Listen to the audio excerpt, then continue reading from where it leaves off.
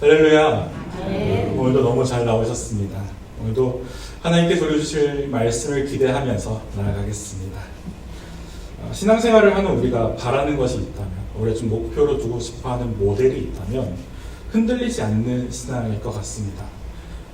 어떤 상황과 어떤 문제가 생겨도 우린 굳건히 거기서 신앙을 지킬 수 있는 성도, 지킬 수 있는 사람이라면 우리는 참 좋겠다라는 생각을 하지만 우리의 현실은 되게 그러지 못합니다. 어떤 상황이 생기면, 어떤 외부 요인이 생기면 우리는 흔들립니다. 감정이 흔들리고 또 의심하게 되고 두려워하게 됩니다. 이런 우리의 상황 속에서 우리는 그런 모델을 바라지만, 그런 기대가 있지만 그러지 못한 것이 안타까운 부분이 있습니다. 그럴 때일수록 신앙은 뭔가 뜬구름 잡는 소리 같고 더 와닿는 것은 처절한 현실입니다. 사람들은 상대의 실력, 그리고 그 사람이 얼마나 전문성을 가지고 있는지를 알기 위해서는 연차를 질문합니다. 그 일을 하신 지 얼마나 되셨습니까? 라는 질문을 우리는 많이 하죠. 근데 신앙에 있어서는 이 연차를 향한 질문이 곧 그 사람의 실력, 그 사람의 신앙의 성숙도를 나타내지는 않는 것 같아요.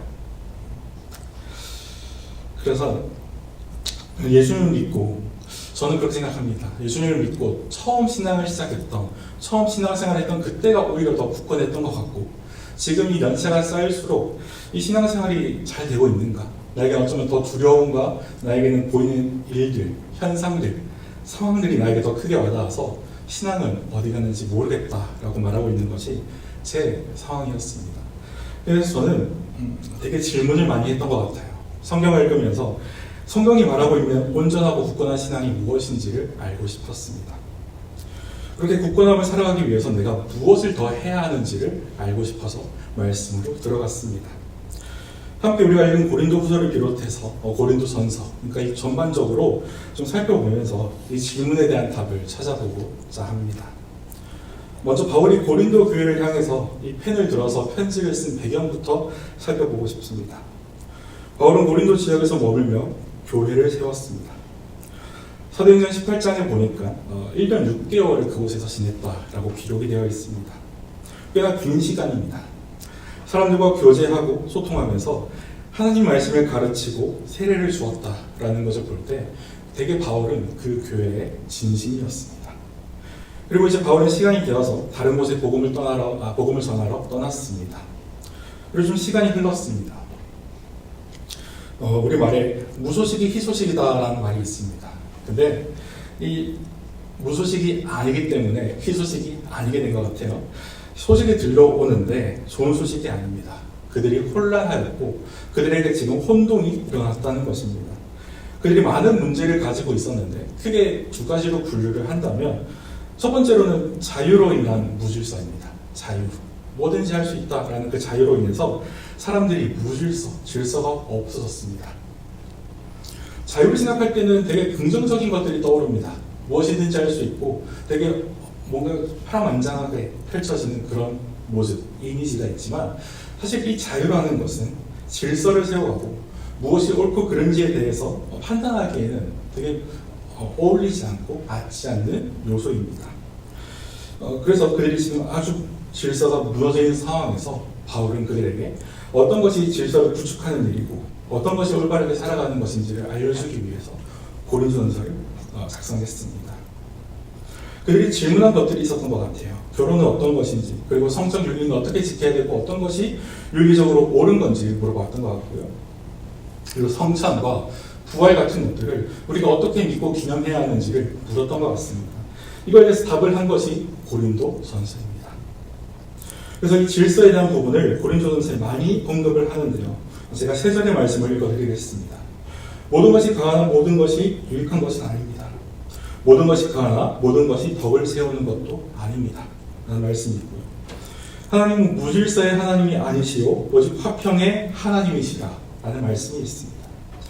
그리고 모든 성도와 교회에서 함과 같이 모든 것을 품위 있게 하고 질서 있게 하라 라는 말씀도 고린도전서에 기록이 되어 있습니다.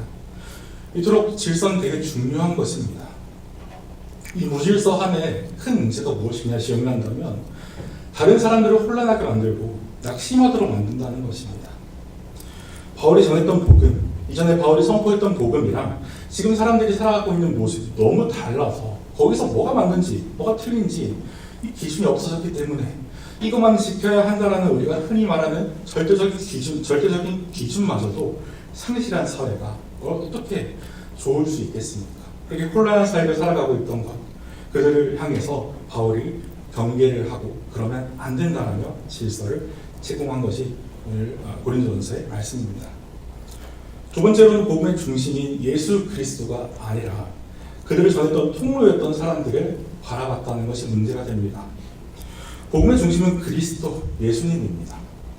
그런데 사람들은 그리스도에 관심이 없고 예수님의 제자였던 베드로나 그를 따랐던 바울, 그리고 어떤 목회자, 사역자, 아볼로 이런 사람들을 추종하는 사람들이 생겨났습니다. 그렇게 되면 자연스럽게 분열이 일어나고 자연스럽게 우상 숭배를 하게 되는 것이죠. 바울은 꽤나 긴 시간 동안 그곳에서 있으면서 당연히 복음만을 얘기했을 거고 자신을 드러내거나 자신을 추앙하는 일이 절대 안 했을 것입니다. 그 긴 시간 동안 바울이 그 복음만을 전했는데 왜 이렇게 되었을까? 바울은 그들의 행위가 육신의 생각이라고 말합니다. 우리는 소속감을 원하고 그리고 인정받기를 되게 원합니다. 그래서 바울을 따르는 게 아닌 거는 알고 있습니다. 머리 가운데 생각할 때 그렇지, 그리스도가 중요하지, 예수님 중요하지. 그런데 지금 그 사람들에게서는 누구는 갑자기 바울을 따라가게 되고 누구는 베드로를 따라가게 되면서 그들끼리의 팬덤 문화가 생겼어요. 나 이 사람의 팬이야, 나 저 사람의 팬이야. 그러다 보니까 사람들은 그 속에서 속하게 되면서 안정감과 안심을 하게 되었던 것 같아요. 이처럼 그들은 하나님 마음도 아니고 예수님 마음도 아니고 육신의 생각과 육신의 마음으로 그들의 안정과 인정, 그것을 바라면서 살았기 때문에 이런 문제가 발생했다고 봅니다. 이런 상황에서 바울은 그 소식을 다 듣고 난 후에 눈물의 편지를 씁니다. 그들을 이제 혼내고 다그치려고 이걸 쓰는 게 아닙니다. 바른 길로 갈 수 있고 바른 방향이 무엇인지를 알려주기 위해서 이것을 쓴 것입니다. 저는 바울을 통해서 우리가 영혼을 대할 때, 영혼을 바라볼 때 어떤 마음으로 대해야 되는지를 배웠던 것 같아요. 그들 중에는 바울을 거부하는 자들도 있었습니다. 되려 바울이 나쁜 사람이고 거짓된 사람이라고 말하는 사람들도 있었습니다. 되려 그가 거짓 교사이다, 악한 마음을 가지고 있다, 그 사람이 전한 복음은 너무 쉽다라고 하면서 되려 바울을 거절했던 사람들이 어쩌면 더 많았을지도 모르겠습니다. 이것에 대해서 고린도후서에 이런 말씀이 있습니다. 이거에 대한 뒷받침을 설명합니다. 제가 읽어드릴게요. 어떤 이의 말이 내가 너희에게 짐을 지우지는 아니었을지라도 교활한 자가 되어 너희를 속임수로 취하였다 하니 내가 너희에게 보낸 자 중에 누구로 너희의 이득을 취하더냐.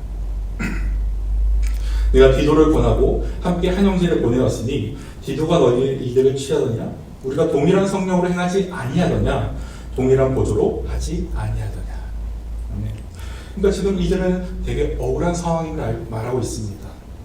저는 그런 것 같아요. 저도 어떤 일을 할 때 아무리 좋은 의도, 선한 의도를 한다 해도 누군가 이것을 다르게 해석하고 그들끼리 얘기할 때 저 사람 나쁜 의도로 저런 일을 한 거야 라는 것을 제가 알게 되었다면 전 좀 속이 좋아서 그런지 그 일을 당장 그만둘 수밖에 없을 것 같아요. 너희들이 오해하고 있어, 그건 아니야 라고 얘기하지를 못할 것 같습니다. 내가 할 수 있는 건 다 했다 라며 손을 씻어버릴 것 같아요. 근데 바울은 이 부분에서 자기의 인정이나 성취 욕구나 그리고 자기의 부요함을 위해서 한 것이 아니라는 것이 드러난 대목입니다. 자신의 의지를 가지고 자신의 노력으로 이 일을 했다면 바울은 이 소식을 들었을 때 마치 이렇게 얘기했을 것 같습니다. 참 슬픈 소식이네. 근데 난 지금 거기에 신경 쓸 수 있는 겨를이 없어. 난 지금 내가 생각하고 있는 에베소에 더 집중을 할 거야 라고 얘기했을 것만 같아요. 하지만 바울은 영혼과 생명을 살리는 마음으로 그들을 대했습니다. 생명을 대할 때는 이런 태도가 필요합니다.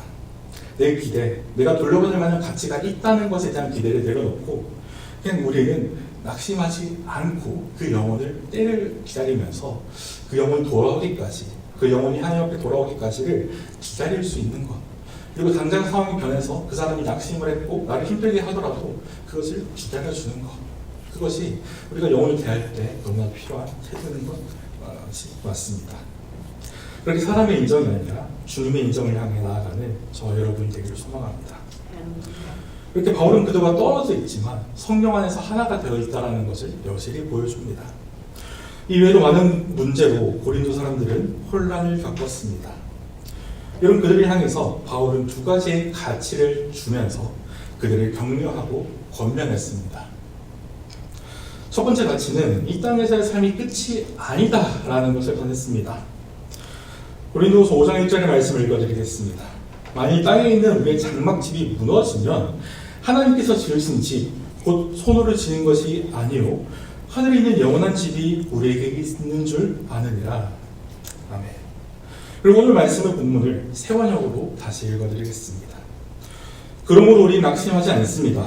우리의 겉사람은 낡아가나 우리의 속사람은 날로 새로워집니다. 지금 우리가 겪고 있는 일시적인 가벼운 고난은 비교할 수 없을 정도로 영원하고 크나큰 영광을 우리에게 이루어줍니다. 우리는 보이는 것을 바라보는 것이 아니라 보이지 않는 것을 바라봅니다.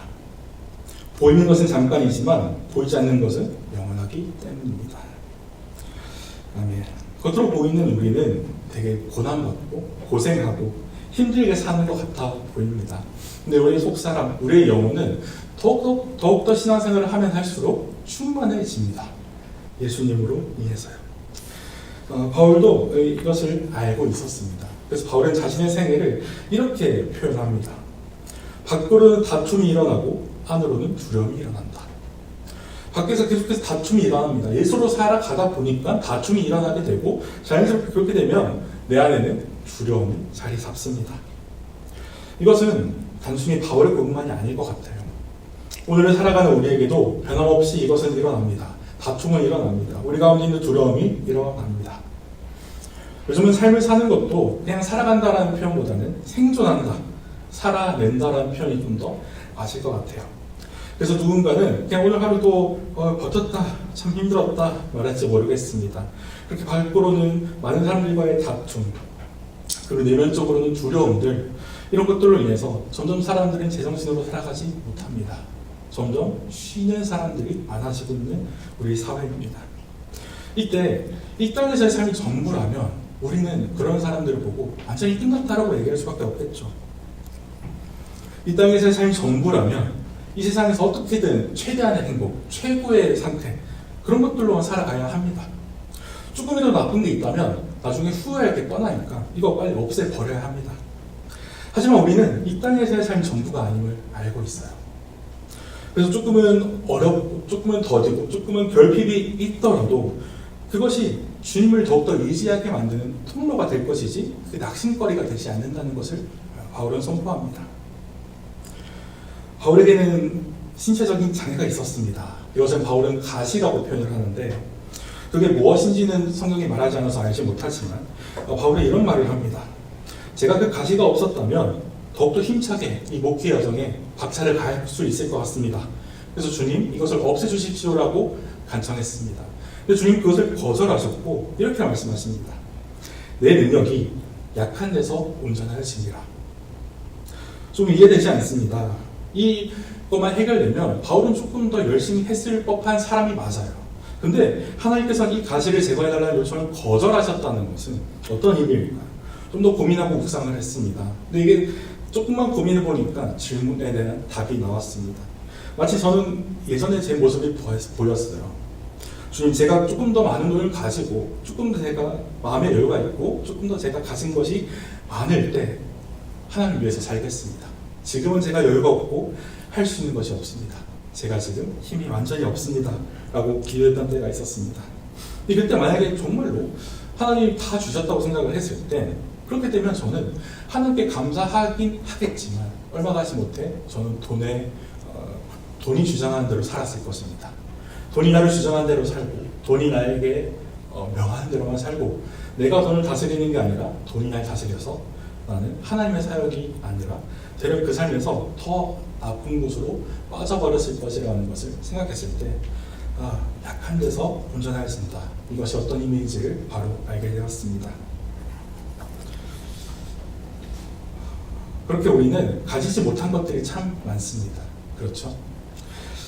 그런데 그것이 이루어지지 못했고 가지지 못했다 해도 이 결핍과 약함으로 인해서 이게 그냥 끝나버리고 그냥 고생 좀 하다 끝난다가 아니라 대략 그것이 하나님의 강함을 드러낼 수 있는 기회가 된다는 것을 말하고 있습니다. 온전히 하나님만 의지할 수 있는 기회가 생겼다는 건 너무나도 설레고 벅찬 일입니다.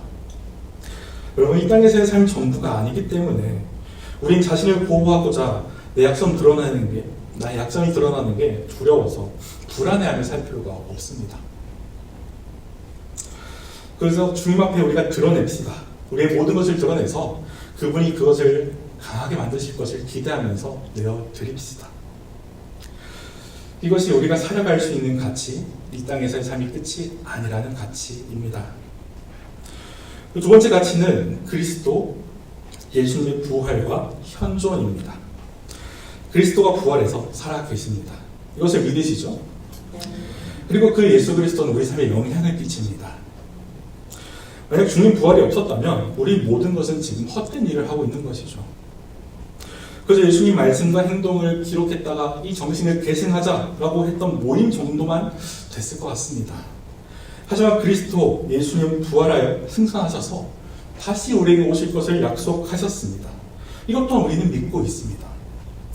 바울도 이것을 굳게 믿었습니다.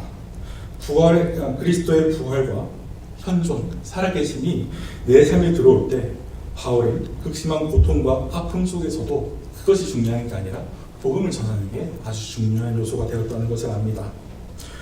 예수님 만나기 전에 바울의 모습을 다들 아실 것 같습니다. 예수 믿는 자들을 박해하고 괴롭혔죠. 그런 그의 삶에 예수님이 찾아오셨습니다. 이렇게 바울은 눈이 가려워지고 먹지도 마시지도 못하고 보지도 못한 시간을 사흘 동안 지내게 됩니다. 이 시간에 바울은 어떤 생각을 했는가를 기록하지는 않습니다. 하지만 예상컨대 지난 시간들을 돌아봤을 것 같아요. 살기가 등등하다는 표현이 있습니다. 그는 그저 열심을 냈지만 그 열심의 방향이 사람을 죽이고 생명을 죽이고 예수 믿는다는 이유만으로 그 사람은 더 이상 사람이 아닌 것처럼 취급했던 시간들이 꽤나 길었습니다. 그렇게 그 시간이 이제 부정당하는 시간이 이 눈이 감겨졌던 시간이었던 것 같은데 지금까지의 시간이 가짜였다. 지금까지의 삶이 가짜였다는 그 상실감은 되게 컸을 것입니다. 여기까지만 생각한다면 바울은 더 이상 살아갈 이유가 없습니다. 하지만 이제는 그 공허와 상실을 예수로 채우겠다는 다짐을 했고 그는 눈이 떠진 직후에 어디에 갔냐면 회당에 가서 내가 만난 예수 그리스도를 증거했습니다. 부활이 내 삶으로 들어오게 되면 우리는 어찌되었든 열심은 가지고 있을 것입니다. 근데 그 방향이 달라져요. 복음 우리를 새롭게 합니다. 그리고 이로운 방향으로 이끌고 사람을 죽이는 것이 아니라 살리는 데 쓰임받게 되고 다른 사람들을 정말 사랑스럽지도 않고 정말 못난 사람처럼 느껴지는 그 사람이라 할지라도 사랑하게 됩니다. 하나님의 마음으로요. 복음은 우리의 삶의 공허와 허물을 여실히 드러내요. 마치 아무것도 보이지 않는 어둠에 조그마한 빛을 비추면 그것이 다 드러나는 것처럼 모든 것이 드러나게 하는 게 복음의 능력입니다. 그 안에는 우리의 상처, 아픔, 고통, 절망, 냉소, 되게 이런 것들로 가득할 겁니다. 우리는 이것을 채우려고 되게 애를 씁니다. 모양은 다 다양하겠지만 이걸 채우려고 사람들에게 인정받으려고 하는 사람이 있을 것이고요. 그리고 다른 사람을 사랑함으로써 내 존재를 확인받고 싶어서 애쓰는 사람도 있을 것이고요. 많은 돈을 버는 것이 그 사람의 채움일 수도 있겠습니다. 근데 우리는 다 그 결과를 알고 있습니다. 그것으로 체험받을 수 없다는 것을 알고 있습니다. 그렇다면 오늘 우리가 흔들릴 때, 이런 의심이 들 때 어디서부터 회복의 여정을 시작할 수 있을까라는 질문을 던지게 될 수밖에 없습니다. 바울이 보여준 그 회복의 첫걸음은 자기 열심을 멈추고 그리스도의 부활과 그리스도의 함께하심을 의식하고 그것을 향해 달려가는 삶이 그의 첫걸음이 되었습니다. 또한 바울은 동시에 고통의 문제, 고난의 문제 또한 이 그리스도의 부활과 현존으로 해결될 수 있다고 말하고 있습니다. 고린도후서 11장에는 바울이 자랑을 하나 합니다. 물론 이 자랑 또한 자신이 이걸 보여주고자 했던 게 아니라 많은 사람들이 이상한 걸로 자랑을 하고 있어서 나 또한 자랑을 해보겠노라 라고 하면서 자랑을 시작하는데 이 내용이 되게 이상합니다. 두드려 맞고 돌로 맞고 그리고 배가 파손해서 깊은 바다에서 며칠을 지냈다는 것을 자랑합니다. 강도의 위험, 광야의 위험, 바다의 위험, 그리고 거짓 형제에게 당한 위험, 목마르고 굶주리고 뭐 이런 것들을 자랑하는데, 여러분 우리 흔히 자랑을 하면 부러워야 되는데 부럽습니까? 나도 되게 바다에서 그런 기쁜 시간을 보내고 싶구만, 이런 생각이 들지 않잖아요. 이런 자랑을 하는 것이 무엇일까? 바울은 이런 사건들이 일어난 것에 대한 목적은 복음을 전하는 것 딱 하나였습니다.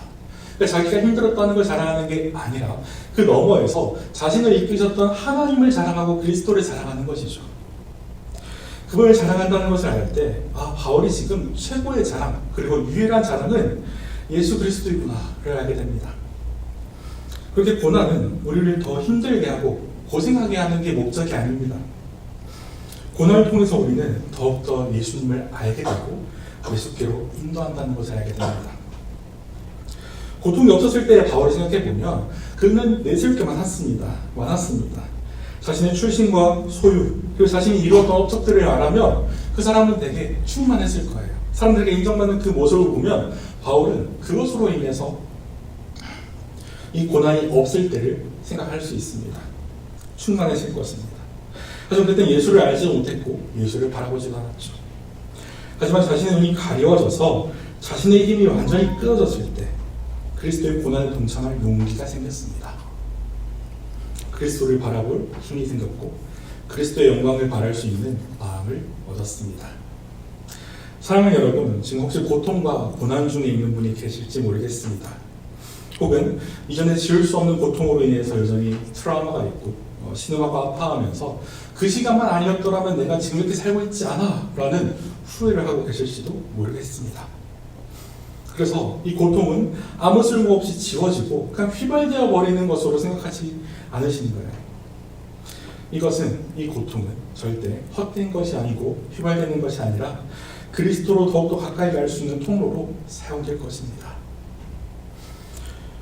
이것이 여러분의 고단한 삶을 견딜 수 있는 유일한 소망, 유일한 자랑이 되기를 간절히 소망합니다. 이 소망과 기쁨을 먼저 일단은 내가 누리게 되기를 소원합니다. 그리고 나에게 이것이 흘러넘칠 때가 옵니다. 흘러넘치게 되었을 때 여러분들의 주변을 향해서, 여러분들의 자녀를 향해서, 여러분들의 가정을 향해서 이 소망의 증인이 되시길 바랍니다. 베드로 또한과 관련해서 증언을 한 바 있습니다. 베드로전서의 말씀을 또 세 번역으로 읽어드리겠습니다. 그러나 이를 위하여 고난을 받으면 여러분은 복이 있습니다. 그들의 위협을 무서워하지 말며 흔들리지 마십시오. 다만 여러분의 마음속에 그리스도를 주님으로 모시고 거룩하게 대하십시오. 여러분이 가진 소망을 설명해 주기 바라는 사람들에게는 언제나 답변할 수 있도록 준비를 해 두십시오. 그러나 온유함과 두려운 마음으로 답변하십시오. 베드로전서 3장 14절에서 16절의 말씀입니다. 바울의 말과 일치하죠. 이를 위해서 고난을 받는 것은, 하나님 위해서 고난을 받는 것은 복이 있다고 말합니다. 그리고 우리가 가지고 있는, 느끼고 있는 이 소망에 대해서 설명해 줄 수 있어야 한다 말합니다. 세상은 우리를 통해서 예수님을 보죠. 근데 우리의 표정과 일상에서의 삶이 소망은 어디 간지 모르겠고 그래서 고통과 어려움으로 똑같이 살아가고 있는 표정을 지내고 있다면 그들은 우리를 통해서 절대 예수님을 볼 수 없습니다. 우리를 통해서 그리스도의 사랑이 이 땅에 확장되기를 바랍니다. 먼저는 우리가 소망을 가진 자로서 충분하고 마땅한 삶을 살 수 있게 되기를 바라고 이후에 우리 주변에게도 이 은혜를 끼칠 수 있게 되는 우리가 되기를 소망합니다. 그럼 설교를 듣고 이런 궁금증이 들 수 있을 것 같아요. 지금 설교를 하고 있고 이 말씀이 진리라고 말하고 있는 저요. 너는 그러면 흔들리지 않고 살아가고 있냐? 너는 흔들림이 아예 없냐? 라고 질문하실 수도 있겠습니다. 저도 흔들립니다. 근데 나아지고 있습니다. 흔들리는 건 당연합니다. 근데 점차 이 흔들림의 정도가 조금 해나지고 있다는 것입니다. 그리고 우선 이제 어떠한 기대가 생겼는데 이 기대는 뭐냐면 더 이상 흔들리지 않겠다. 나중에 언젠가는 더 이상 흔들리지 않고 요동하지 않는 때가 오겠다라는 소망이 저에게 생겼습니다. 이것은 아주 큰 변화입니다. 그래서 아직 이룬 것이 하나도 없고 이 길의 끝이 뭐가 있는지 너도 모르지 않냐? 라는 질문에 저도 잘 모르지만 그래도 확신하면서 말할 수 있는 것은 이것입니다. 경험이 적습니다. 아직은 뭔가 능숙하거나 익숙한 것이 있다기보다는 새로운 것들이 더 많은 저입니다. 근데 제가 무슨 근거로 말할 수 있을까요? 제가 경험했던 거, 제가 생각했던 거, 공부했던 거 이런 걸로 근거로 말할 수 없고요. 말씀을 근거로 선포하겠습니다. 우리는 흔들리지 않을 수 있습니다. 이건 막연하고 추상적인 기대, 그냥 뭐 그런가 보다, 뭐 그런 기대로 소망하면 좋지, 이런 게 아닙니다. 성경에 기록되어 약속하신 말씀으로 우리는 믿는 것입니다. 예수님은 우리를 향해서 이런 약속을 하셨습니다. 이 약속의 말씀, 언약의 말씀, 마태복음 28장 20절 말씀인데 우리 함께 읽으면 좋겠습니다. 함께 읽겠습니다. 내가 너희에게 공부한 모든 것을 가르쳐주며 내가 물러라 내가 택한 선날까지 너희와 항상 함께하리라 하시니라. 아멘. 여러분 지금 흔들리고 있습니까? 또한 지금은 흔들리지 않고 되게 좋은 삶을 살지만 언제 또 이것이 흔들리게 될지 불안하십니까? 그럼 우리를 향해서 주님 외면하지 않으십니다. 그런 흔들리는 삶 속에 들어오십니다. 너는 흔들리는구나. 난 굳건한데. 라면서 하나님은 우리를 조롱하시는 분이 아니십니다. 오히려 그 흔들림의 한복판에 들어오십니다. 그래서 찾아오시죠. 오늘 그 주님께 우리 다시 시선을 돌리고 우리의 마음을 드립시다. 우리의 감정과 우리의 어떠함을 말하지 않고 우리의 기준을 말하지 않고 오직 그리스도께 우리의 마음과 정성과 시간과 우리의 모든 것을 내어드림으로 우리에게 약속하신 이 말씀을 굳게 믿어서 우리가 상황으로 흔들릴 수 있지만 결국에는 하나님과 함께 굳게 서게 될 그날을 기대할 수 있게 되기를 간절히 소망합니다. 그리스도가 우리의 유일한 소망이며 다시 힘내어 살아갈 수 있는 용기를 주는 분이십니다. 용기를 가지고 우리 겉모습이 흔들리는 게 아니라 아까 얘기했듯이 상황이 안 좋아지고 낙심해서 흔들리는 게 아니라 그때 우리는 속사람, 우리의 영혼을 바라보면서 그곳에 예수가 있고 그곳에 소망이 있음을 발견합시다. 인간의 손으로 지은 것들이 참 많습니다. 그런 것들을 마음 뺏기지 않고 오직 굳건하고 영원한 예수 그리스도만을 우리의 표대로 삼아 달려갑시다. 우리가 낙심하지 않는 이유가 이것임을 믿고 담대히 일상에서의 그리스도의 제자로 살아가는 우리 모두가 되기를 간절히 소망합니다.